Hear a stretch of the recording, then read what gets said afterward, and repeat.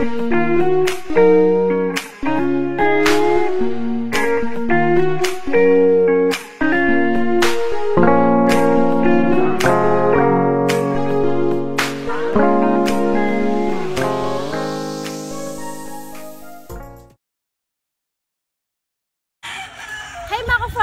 ngayon magpapaligo tayo ng ating mga manok dito sa farm. So ngayon samahan niyo ako at mag-start na tayo. Tara.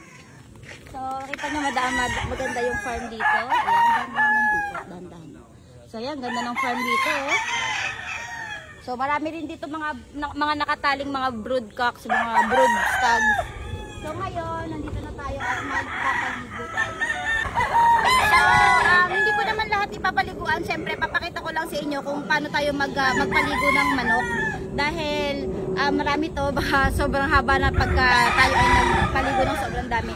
So ngayon magpapaligo lang tayo ng tatlong broodcocks, brood stags, para mapakita ko lang sa inyo kung paano yung way namin ng pagpapaligo ng manok.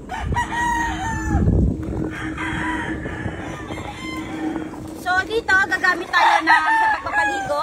So gumagamit ako ng Triple X shampoo. So ito yung ginagamit natin. Dahil gusto ko tong Triple X shampoo ng Battlecock dahil meron tong kasamang citronella. So makakaiwas yung mga manok nyo sa mga lamok, malaria, so sa foul pox. Tapos yung cooling effect niya is napakaganda sa manok, malamig siya.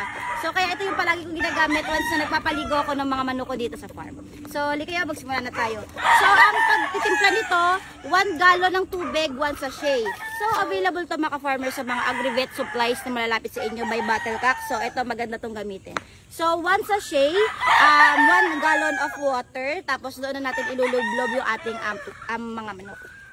So meron tayo dito mga farmers na 2 gallons of water. So ibig sabihin 2 sachet na Triple X shampoo yung ilalagay natin para mapaliguan yung manok. Tapos mo ko yung kamay.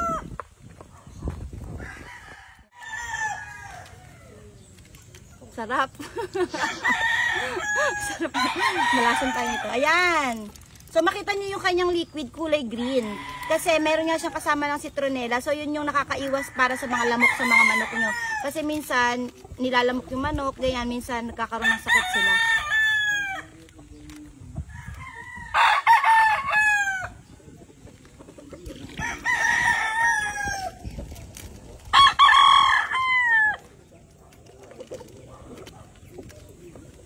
So para mas pwede nating tatlong na natin para mas maganda yung pagligo ng manok natin.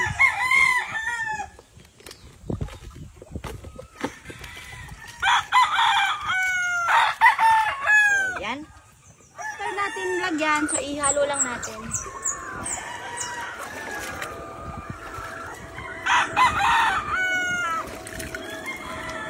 Bango. Ayan, ang bango, amoy natin yung menthol effect ng ating Triple X shampoo. So ito, simulan na natin itong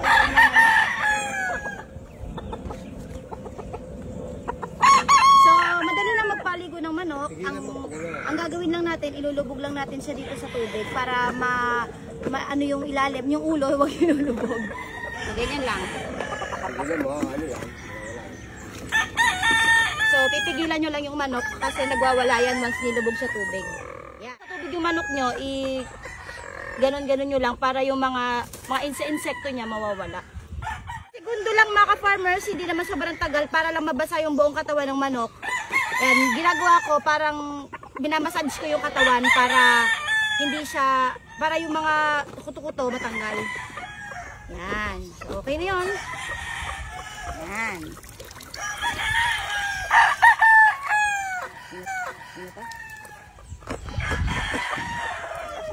So yun, gano'n lang mga farmers. Ang pangalawa natin, ipapaliguan din natin to. So, kasi kay Andy na.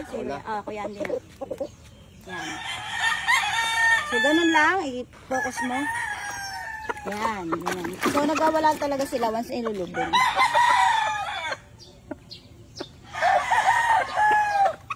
Yan. Okay? Yung mga buntot. Mga buntot, yan natin. Yan.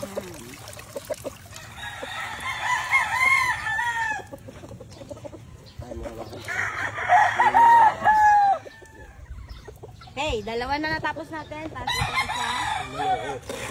So, meron kaming maloko dito ng manok. So, nakita nyo yung ano, mga tipis. So, ang ganda ng tsura.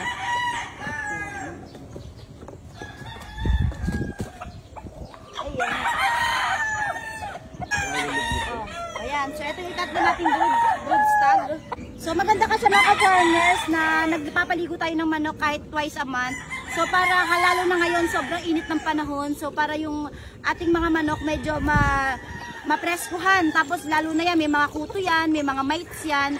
So, para hindi sila masyadong irritable sa kanilang katawan pag nililiguan natin. Lalo na, yung ginagamit nating shampoo is magandang klase, magbibigay ng comfort sa ating manok. So, yan.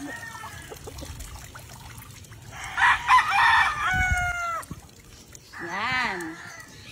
So, yun. Ganun lang kami magpaligo dito ng manok, mga farmers. At sinare ko lang sa inyo kung ano yung ginagamit ko para sa ating mga alagang manok na shampoo. Dahil isa ito sa pinaka-importante din para maging maganda yung kalagayan ng mga manok nyo, lalo na ngayong tag-init. So, yun mga farmers. Short video lang naman ito at hope na gustuhan nyo itong video na to. So, ayan. Thank you so much sa Triple X shampoo. At hindi pwedeng cool lang. Dapat laging safe ang ating mga manok sa araw ng tag-init. So yun mga ka-farmers, meron nga pala tayong pinamimigay na Golden Boy sweater cross sa 5K sweater na brood stag, 6 months old. So libre ko lang ito pinamimigay at ipaparaffle ngayong May 31, 2024. Pwede pa rin nakakasali mga ka-farmers, sumali na kayo at baka ikaw na yung mananalo ng ating brood stag na Golden Boy sweater. So kung paano makasali, wala pong bayad ito, free lang. So pumunta lang kayo at sumali lang kayo sa Telegram channel ko po at nandun yung mechanics kung paano sumali. So gagawa lang kayo ng account at pag nakagawa na kayo ng account mga farmers, automatic kasali ka na sa ating raffle draw sa May 31, 2024 para sa ating Golden Boy sweater brood stag. So sali na kayo!